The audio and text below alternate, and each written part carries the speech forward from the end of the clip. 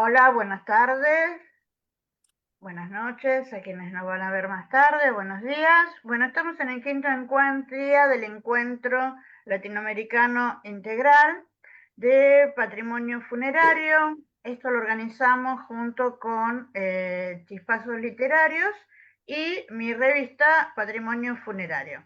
Hace ya 3 años que compartimos esto con Sonia de Mitrópolis, hoy se encuentra con nosotros compartiendo distintos saberes, distintas investigaciones y trayendo una, una mirada distinta a lo que corresponde al patrimonio funerario o también permitirle a otros descubrir de qué hablamos cuando hablamos de patrimonio funerario. Marta Álvarez Moncada.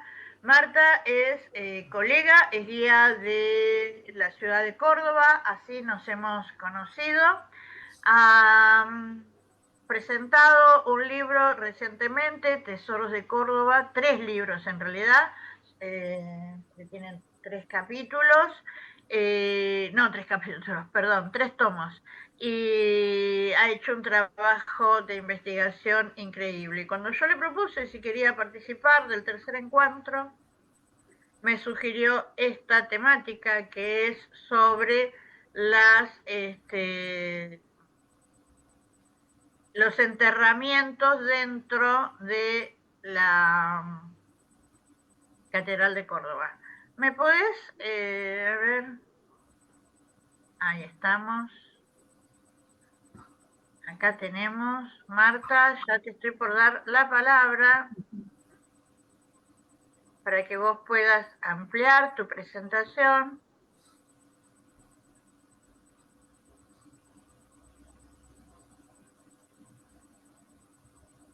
No sé por qué no se está viendo grande. Ustedes lo pueden ver. Ahí está. Marta, ¿estás por allí? Sí, bueno, ahí estoy viendo el título, Perfecto. Los enterramientos en la Catedral de Córdoba, claro, Argentina. y la que Ese, sigue es la foto, entonces, ¿podés ¿cómo, poner la Marta? foto? La foto de la catedral, no, la No estoy primera foto es la bien. catedral. Marta, esto es lo que me pasaste. No estaba la foto de la catedral. Bueno, entonces, bueno, ponemos esa. Eso es por fuera de la catedral. Allá al costadito se ve de las rejas, está en la callejuela de las Catalinas. Y la catedral de Córdoba, originalmente, los primeros tiempos era la iglesia mayor. Nuestra ciudad es fundada en 1573, en el 77 se instala donde estamos ahora, y lo primero que se hizo fue una iglesita de barro y techo de paja. De esa no queda nada, ni restos ni descripciones. La siguiente duró unos 70 años, ya sí, con piedra, cal y ladrillo, pero no resistió y se tuvo que empezar una tercera construcción.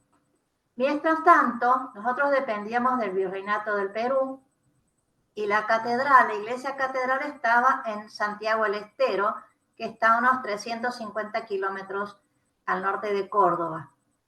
Pero Santiago tenía adobe arenoso. Era muy difícil, no tenía piedra, no tenía cal, entonces ellos construían y se les venía abajo. Y muchas veces pidieron que trasladaran la catedral a Córdoba, porque acá estaba mejor, y ellos ya no podían realmente trabajar y estar levantando un edificio que se les iba a caer. Así que la trasladan a Córdoba, pero que estaba a medio terminar nuestra iglesia.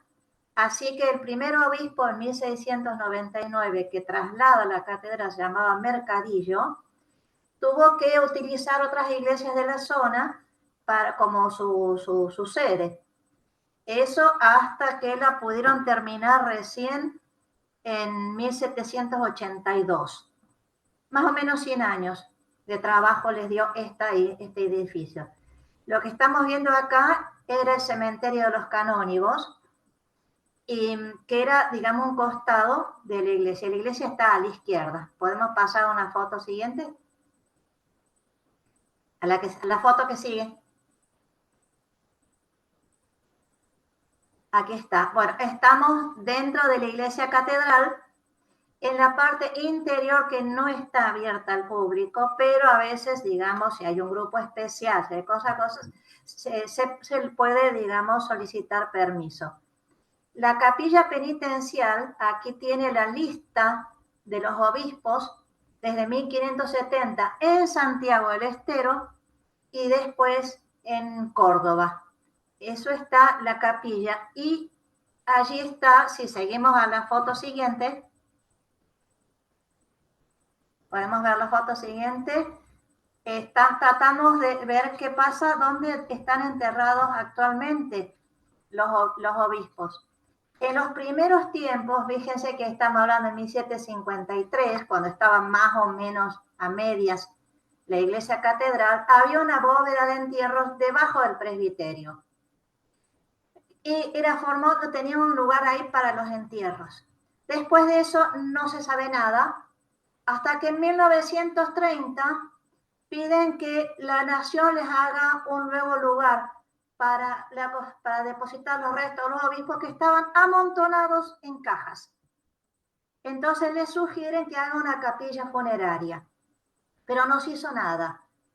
Hubo que esperar a 1982 a que se haga esta capilla funeraria. Estamos nosotros, somos todos guías de turismo ahí, viendo, y hacia abajo tiene como estantes en 3 sectores. 2 sectores son para los cajones y 1 para las urnas.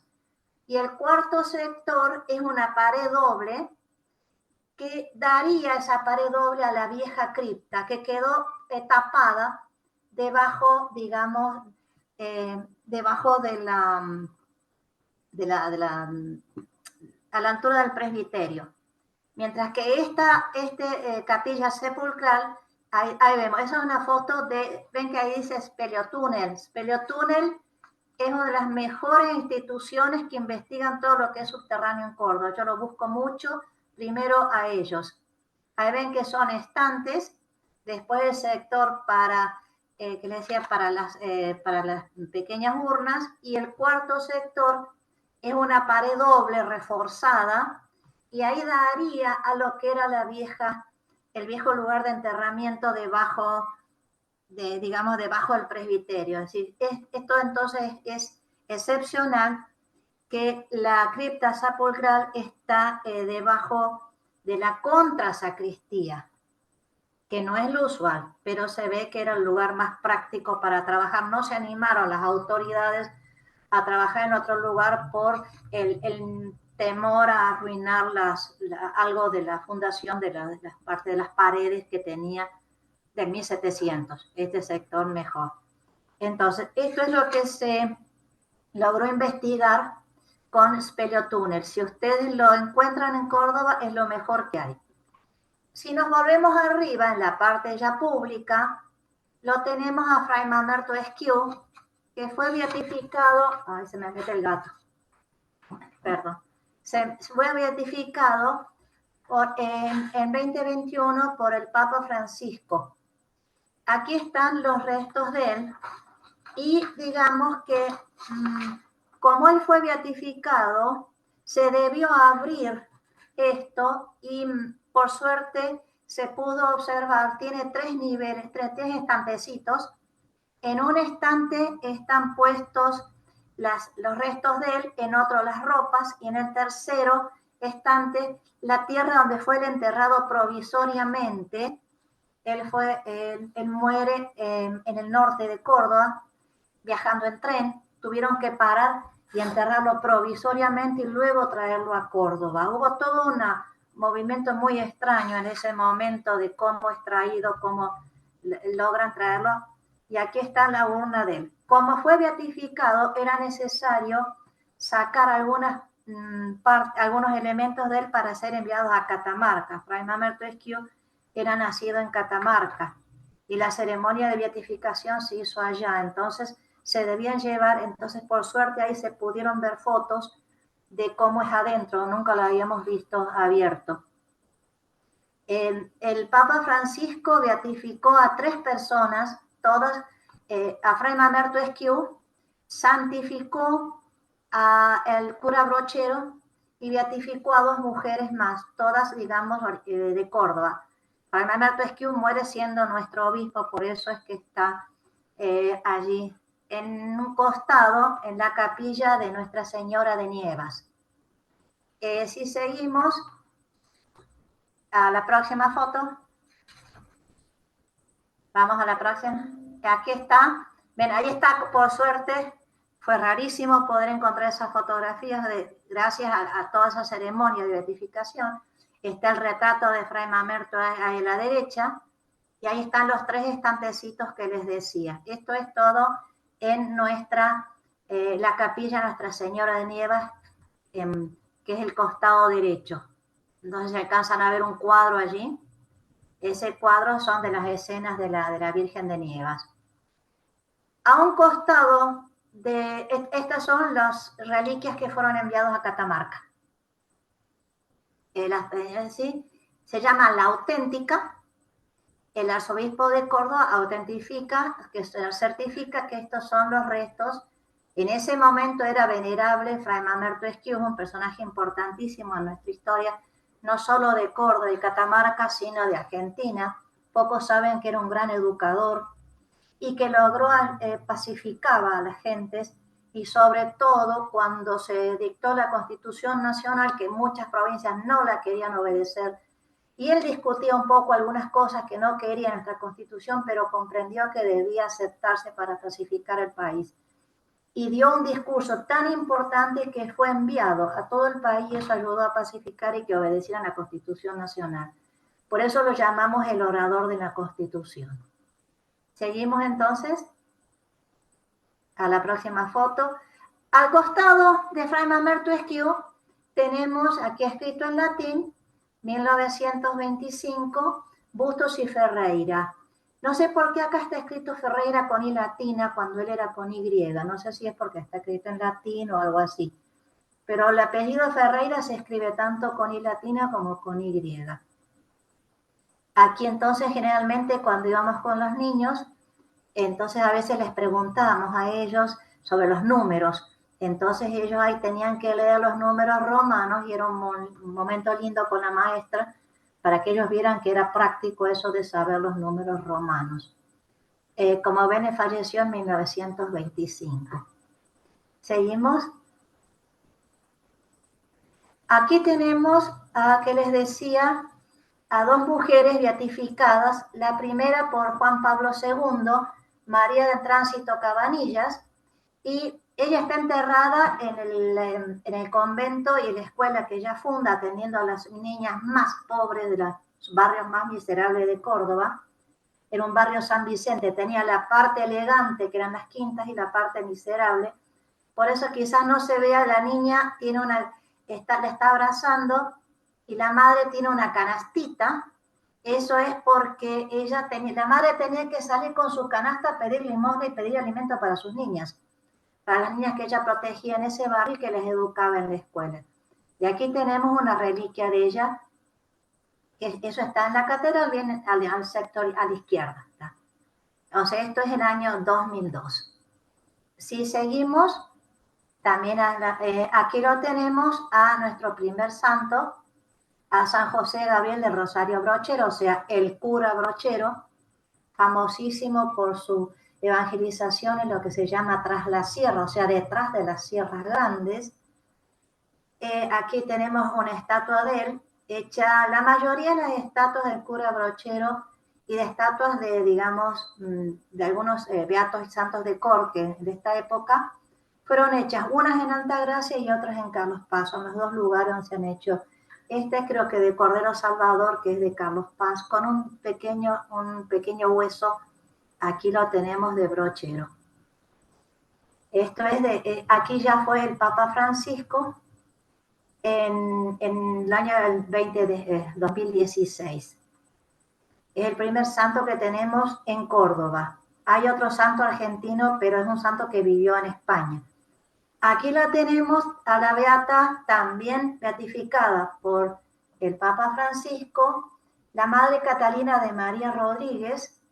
Es una mujer excepcional, también educadora,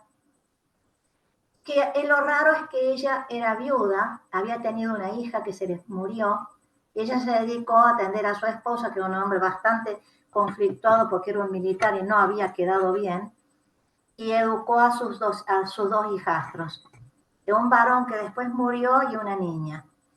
La madre Catalina, es lo raro, que ella quería ser monja y recién lo logra cuando queda viuda, y era difícil que aceptaran una viuda en un convento. Ella funda el convento y va a ser una gran propulsora de los ejercicios espirituales, herencia de los jesuitas.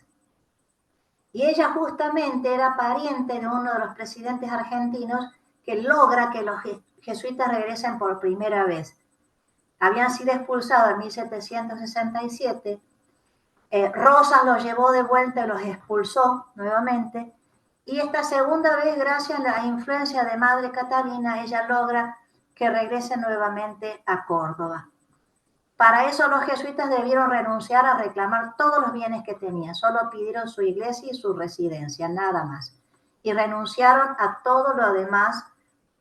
¿Se acuerdan cuando estábamos viendo Charbonnier que mostraba una de las tantas estancias jesuíticas? Habían llegado a tener un tercio de lo que sería Córdoba y solo piden la iglesia y la residencia. Y gracias a ella entonces es uno de los movimientos que se logra hacer regresar a Córdoba de estos sacerdotes. Acá tenemos entonces también cerca del cura Brochero, la tenemos a la Madre Catalina. Todavía tenemos su escuela y convento. Ya digamos, más afuera, ya vamos hacia el atrio, tenemos al deán Gregorio Funes. Él falleció también es un personaje importante en nuestra historia porque es parte de la época colonial, luego de la independencia, y él ve las luchas que ocurren después de la independencia. Hay grandes luchas entre caudillos de distintas provincias, distintas regiones, y él fue un moderador también. Él había comprendido cuando fue la primera persona que se entera en Córdoba de la Revolución de Mayo por un exalumno de él. El exalumno era fiel al rey, pero el deán Funes comprende que los tiempos van a cambiar y trata de contemporizar, pero no lo logra. Años después, en Buenos Aires, anciano, ya está muy abandonado por las autoridades y fallece en Buenos Aires. Trajeron sus restos, acá en el 49, el cenotafio está en la Recoleta, y aquí a la izquierda, antes de entrar, o sea, en el atrio de la catedral, están los restos de él. Y seguimos a la foto siguiente. Aquí tenemos al general Paz, es decir, soldado militar en la época de San Martín, y luego cuando empiezan las luchas internas entre provincias, él va a ser enemigo de su ex compañero Juan Bautista Bustos y de Facundo Quiroga. Los va a vencer a los dos y se va a quedar como gobernador de Córdoba, porque sencillamente ocupó Córdoba. Pero va a caer prisionero, le volvieron el caballo y está prisionero en Luján. Allí se va a casar con su sobrina Margarita en secreto. Entraron en secreto a visitarlo, su tía y su sobrina, y las personas de categoría no estaban en la cárcel, siempre se estaba arriba. Eso es una herencia que viene de Europa y de España, de que los presos de la alta sociedad estaban arriba y los presos de la baja sociedad estaban directamente en la cárcel. Él estaba arriba en una habitación. Y entonces, cuando se casa, en esa habitación entra un sacerdote a visitarlo y en secreto se casa con su sobrina. De modo que cuando el carcelero le dice que debe salir, que ya terminó la visita, dice, no, él es mi esposo. Y se queda a vivir con él, como tenían en ese momento el privilegio las esposas de un preso de esa sociedad. Aquí vamos a ir viendo un poquito en detalle, esto está a la derecha, en el atrio, vamos a ir un poquito en detalle todo este monumento. Él estaba enterrado, Margarita también en Buenos Aires, perdón, saltamos a Bustos, bueno, podés volverte, vamos a ver aquí. Digamos, Juan Bautista Bustos es su enemigo, Quiroga es su enemigo. Él ha escapado, que les decía, a Brasil, donde muere su esposa y después fallece él en Buenos Aires. Estaba enterrado en Buenos Aires y su familia se negaba, varias veces hubo intentos para traer su cuerpo acá, hasta que finalmente su nieta acepta, siempre y cuando estén él y Margarita juntos. Cuando habían hecho antes un cambio digamos, del féretro de él, años antes, ahí lo habían visto a través de un vidrio con su uniforme de gala, con sus charreteras doradas y toda su ropa, digamos, con su mano derecha que había quedado manco, no le había perdido la mano, pero había perdido la funcionalidad, apoyada sobre el pecho. Así lo habían encontrado antes de hacer el traslado. El traslado se hizo con toda ceremonia, con el presidente de la nación, el obispo de Córdoba, cuando extraen sus restos, con los granaderos. Él fue traído en un avión, él y Margarita son traídos en un avión de la Fuerza Aérea, aquí acompañados por 4 cadetes en esos, no un tanque, tiene otro nombre, pero digamos es una especie de camión especial de traslado de soldados, de militares, que parece un tanque, digamos, y custodiado por 4 cadetes del Liceo Militar General Paz, que está aquí en Córdoba, y luego cuando se lo entra a la catedral, entra llevado por granaderos. Después de una ceremonia en la catedral es colocado aquí. Aquí arriba lo que tenemos es las 3 armas de guerra de esa época que había en tierra. Infantería, porque él era infantería. Abajo, artillería adelante, infantería al medio y caballería atrás. Las 3 armas de tierra de aquella época. La mujer que tenemos aquí se representa la patria. En la mano, digamos, la mano que queda a nuestra izquierda aquí, tiene una mezcla entre espada y cruz. Es un símbolo religioso y a la vez militar. En la otra mano que tiene baja, tiene un laurel. Están escritas abajo algunas de las batallas y algunos de los hechos más importantes en que participa el general Paz. Ahora, fíjense el vestido de esta estatua, es largo, llega hasta abajo. Ocurre que para esto se hizo un concurso y los ganadores habían hecho una mujer muy poco vestida, y hubo reclamos de esta sociedad que teníamos ahora tan seria, tan pacata, y tuvieron que cambiar de artista. Entonces el siguiente artista, no sé si por las dudas, pero por las dudas, bueno, hizo una vestimenta mucho más sencilla. Si seguimos entonces a la próxima. Aquí tenemos un problema. Juan Bautista Bustos, enemigo de Paz, primero compañero en las luchas de la independencia, luego nuestro gobernador 10 años, un excelente gobernador, pero como era federal, luego de que es derrotado junto con Quiroga, Bustos y Quiroga son derrotados por Paz, es cuando él queda perdido en nuestra historia, se lo llamaba el caudillo olvidado. Hace unos años, nuestro gobernador Schiaretti, él conocía muy bien la historia de Juan Bautista Bustos y se propuso reivindicar su figura. Entonces manda a hacer estatuas de él, que hay 2 en Córdoba, 2 monumentos de él en Córdoba, uno en Carlos Paz, uno en Río Cuarto, uno en San Francisco y uno en Buenos Aires. El problema es que también quiso traer sus restos. Bustos, en la última batalla que pierde contra el general Paz, al huir, fue acá en Córdoba, la batalla de la Tablada, los que conocen es, digamos, cerca del Cerro de las Rosas, que es un barrio residencial de Córdoba al noroeste. Él, al huir a caballo, queda acorralado por el enemigo y está en unas barrancas sobre el río Suquía. Y él le tapa los ojos al caballo y se arroja al río.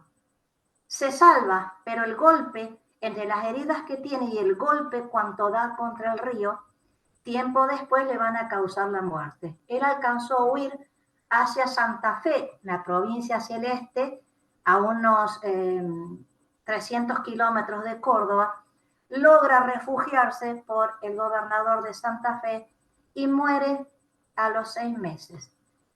Y Schiaretti quiso traer sus restos. Ya se sabía de antemano en otro intento que hubo de cordobeses de traer sus restos que era imposible.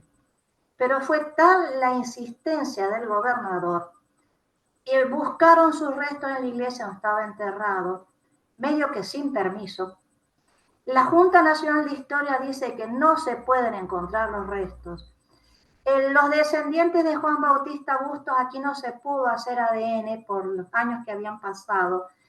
Dicen que esa persona que se ha encontrado no es Juan Bautista Bustos, pero Schiaretti trajo los cuerpos de no sabemos quién. Y lo tenemos aquí. Y tenemos que decir oficialmente que están los restos de Bustos cuando todos saben, en la catedral saben, el obispo sabe y todos los historiadores saben que no se encontraron sus restos, pero están aquí en la catedral frente a el general Paz. Los dos ex compañeros, luego enemigos, y ahora sus restos, digamos que oficialmente están aquí. Y en cuanto a Facundo Quiroga, compañero de Bustos, derrotado por Paz, también estuvo enterrado un año en la primera foto que les mostré del cementerio de los canónigos. Ahí había sido retirado un año después por pedido de su esposa. Aquí estuvo Quiroga y un año. Su esposa pidió que lo llevaran, Rosas mandó llevarlo a Buenos Aires en su carruaje rojo. Y en esa época Paz estaba preso en Luján. Y él cuenta que vio pasar una llamarada roja y era el cuerpo de su enemigo camino a Buenos Aires, él muerto y Paz preso. Y aquí los tenemos entonces, Quiroga no, pero a Paz y Bustos, los dos en la Catedral de Córdoba. Eso es, bueno, aquí terminamos. Creo que es un modo de unir y, digamos, terminar en paz nuestra historia luego de tantas luchas que hubo en las épocas de independencia. Bueno, creo que con eso terminamos.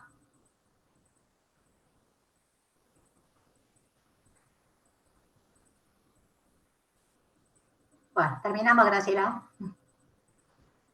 Lo que mostraste y muy bueno el decir las cosas como son, ¿no?